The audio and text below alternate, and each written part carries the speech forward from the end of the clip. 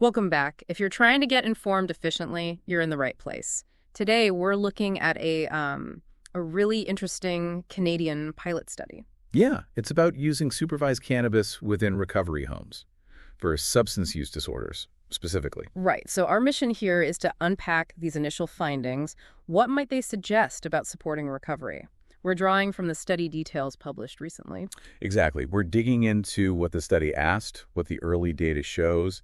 It's definitely a compelling intersection between addiction recovery and, well, medical cannabis. Okay, so the core question. Researchers from UBC Okanagan and Thompson Rivers University, right? They basically asked, could supervised cannabis actually help people in recovery? That's the crux of it. Could it ease some of those major hurdles people hit when they're trying to stick with recovery? And what the participants themselves said is pretty revealing. And what did they say? I gather they reported, well, several benefits, like eased pain. Yes, eased pain was one.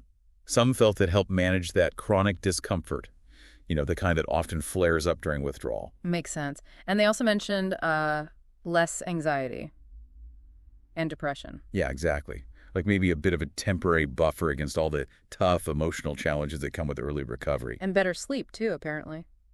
Improved sleep was also noted. But there's something else that really stands out. Which is? A decrease in cravings, specifically for opioids. That's pretty noteworthy. Wow. Fewer opioid cravings. Yeah.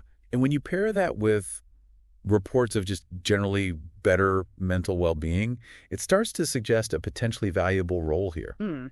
Was there a researcher who commented on that specifically? Yes, Dr. Zach Walsh. He basically suggested these findings point towards medical cannabis potentially playing a, quote, meaningful role in reducing cravings and improving retention in recovery programs. Improving retention, too, that's key.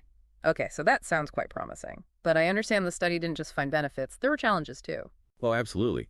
A major finding was the significant stigma around cannabis use, particularly, it seems, among the staff at the recovery homes. Staff stigma, right? That highlights some deeply ingrained views, doesn't it? It does. And it seems, according to the researchers, this often boils down to a lack of understanding or education. So misunderstanding its potential use. Exactly.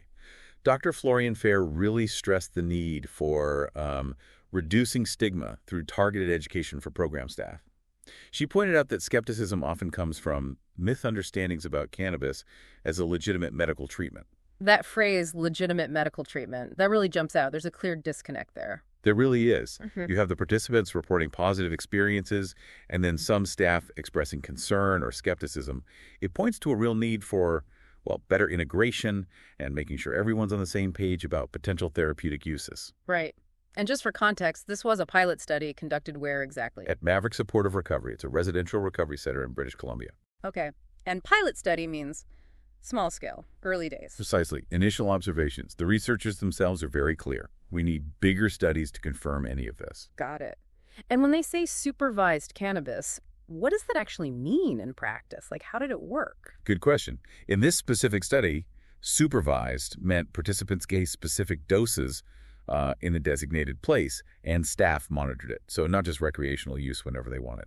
Okay, controlled conditions. Makes sense for a study. And they definitely emphasize needing larger follow-up studies. Yes, absolutely critical to confirm these early hints. But it is an important first step, just exploring this potential tool. And this work is published. It is. Published February 10th, 2025, in the Journal of Studies on Alcohol and Drugs. We can link the DOI if needed. And it had funding from the Interior Universities Research Coalition and the BC Ministry of Health. Good to know. And it sounds like this research is already getting some attention. It is, yeah. Dr. Fair, who we mentioned, she's actually presenting these findings internationally soon at the International Council of Nurses Congress in Helsinki this June. Okay, so nurses are interested. That's significant. And closer to home, Thompson Rivers University is hosting a forum, Medical Cannabis in Recovery, on Saturday, April 26th. Open to the public, healthcare folks, researchers, anyone interested, really. So, lots of discussion happening. Okay, let's try to sum up the key takeaway then. This initial study suggests medically supervised cannabis might help in recovery, tackling pain, anxiety, maybe even cravings. Right. Potential benefits are there in these early findings. But a major roadblock is stigma, especially among staff, likely due to misunderstandings about cannabis as medicine. That needs addressing through education. That sums it up well. A promising direction, but clear hurdles remain. Which leads us to our final thought for you, the listener.